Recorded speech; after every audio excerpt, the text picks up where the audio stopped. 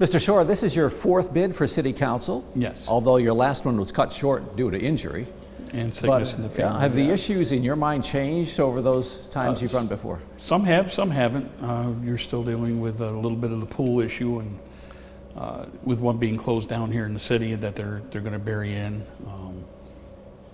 Years ago, probably would never have been in favor of doing the city pool up in the park. The two busiest pools in the city have always been the north side and have been the Alteri pool. In my mind, those would have probably been the two you should have left open. Yeah. Well, if you win this four-year term, that would take you up to 2030 when the city faces a financial cliff, the loss of $5 million in hydropower revenue. Do you think it's incumbent on whoever gets elected to address that ASAP? Anybody who gets elected will have to address it, preferably sooner than later. But really nobody quite has a grip on what to do with it. Nobody's come up with any solid ideas that are feasible, and that kind of hurts. So what's yours? I do not have one. That's unfortunate. And I don't think anybody really, everybody has little ideas here and there, but it's going to take a lot to bring it to fruition. In a very loose sense, it does seem like there's some congealing of a concept around municipal power. It's been said in the past and proven in the past, you do not have the area or the capacity to power the entire city. We own the islands, we don't own the intakes. So therefore you would have to be getting into contracts with those entities, and it wouldn't be feasible. Okay. Well, you have been saying that city infrastructure is a priority for you this time around, and Yes. particularly water. Well, the drinking water, we keep getting these little postcards here and there in the mail every once in a while in regards to the water being not up to snuff. And we've got to really deal with that, and also with the loss of money that we're experiencing every day with the leak in the reservoir up there. It used to be years ago they would drain the reservoir out and they would seal it basically with black tar to keep it from leaking.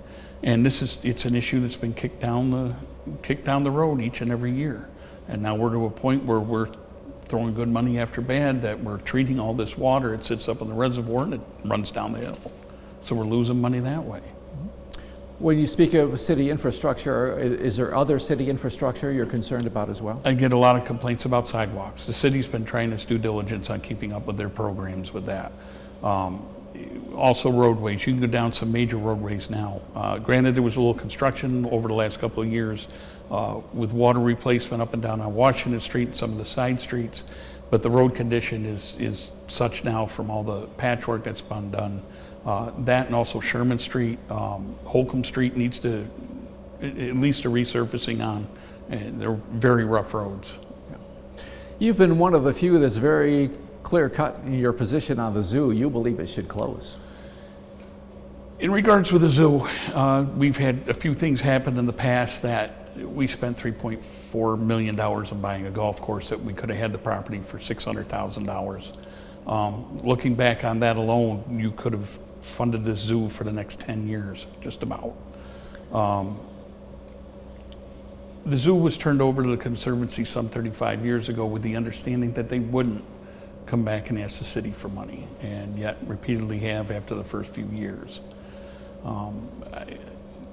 You've also got a run-in issue with the zoo and with the pools, that there have been, I guess in the budget there was an idea of $5, $3 to charge people. I darn near had my head taken off 6 years ago when I made the suggestion of 25 cents and 50 cents.